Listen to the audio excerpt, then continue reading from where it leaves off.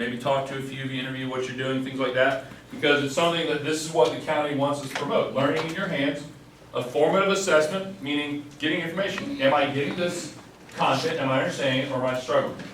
So that's what we're going to do today.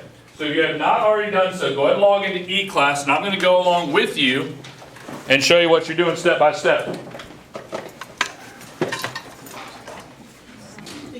Once you're in eClass, go ahead and open up my eClass page. Obviously go to the correct class, and then go to Unit 1 Colonization. Now don't start yet, I'm just going to show you where you're going. You should see a little question mark icon that says Colonial Regions. That is the assessment you're going to be taking. Now, this is why we are doing this. We've had roughly about a week in class so far. You've been asked to complete notes number 2 and 3 on your own, correct? Okay. Now, judging by other classes, and maybe some of y'all, doesn't seem that everyone's doing those notes. Some are, and if you are, that's great. But this assessment is to kind of gauge, how are you doing? Are you understanding the content? Because remember, the base knowledge stuff is at home. Is those notes. Then we're going to do enrichment activities in classes. We did that little visual Venn diagram, the dry erase markers on Thursday, right? So, want to see where you're at. Based on this score, okay, by the way, this is not actual quiz grades, so don't freak out, okay? It's a self-check. How am I doing? Am I getting what we're doing? It's 5 questions, multiple choice. Based on your score, you'll have 2 options. If you do well, meaning you miss 1 or no questions at all, and you get 80 or higher, you'll get an enrichment activity. And you'll have a choice from 3 articles to read, and you'll have a task to do. Summarize the article in 3 sentences, write 2 things you found interesting about the article, and 1 question that was left unanswered that you have. So your 3 article choices: 1, you got witchcraft in Salem, goes a little more in depth what they did. For example, they would take people's urine and put it into cake and feed it to dogs, and by that they could tell if you're a witch. Read it and see how, right? Or you can read about people eating people, cannibalism in Jamestown. Or you could read about the lost colony of Roanoke. Now that's if you do really well. Let's say you struggle. I'm not giving this content. That's okay. If you don't do as well, you miss 2 or more, okay? You get a 60 or less. You have a reteach assignment where you will get a graphic organizer that has Canada, which of course is a French colony, the New England region, the Southern region, and the Middle region. And in there, you're examining your notes and your walk-around activity. What was the purpose? Why did they find it? Something similar to what we already did. But this is putting it in another visual aid for you that might help you more if you're struggling. Does everybody understand this? Okay, so to do this, you go to the classroom assessment. You already opened it up. If you hit Colonial Region, if you're in the content, you can do it from there. You take a 5-question quiz, and then after that, you go to the Dropbox, and it'll show you what assignment to do.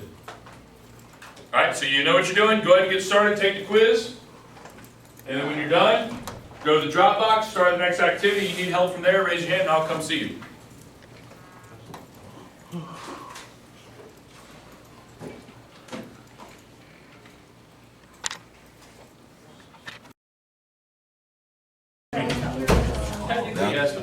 I think coach's approach is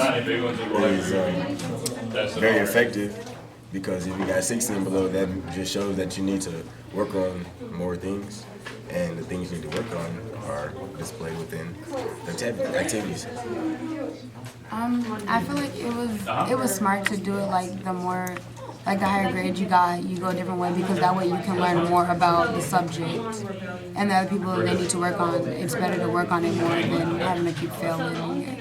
So did you guys both score on the higher end? I scored a 60. Okay, so it didn't bother you that you had to go do more, not more work, but more learning? Yeah, No, because it helps you better understand what you're doing. Okay, awesome. I think it's kind of good, but like, even if you send them to like help, they need like some type of like mini lesson to review everything they forgot or like they missed from the quiz, and then it will help them a little more.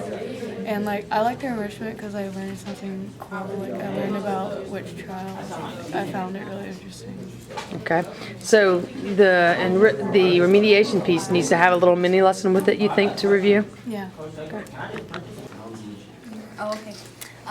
I didn't like it as much because you could have guessed on the questions and you could have gotten like 100% and it would have just sent you to the enrichment option, not to the reteach. So how do you think you could have better done it to really see if you were guessing or not? Probably make it longer because it was just 5 questions.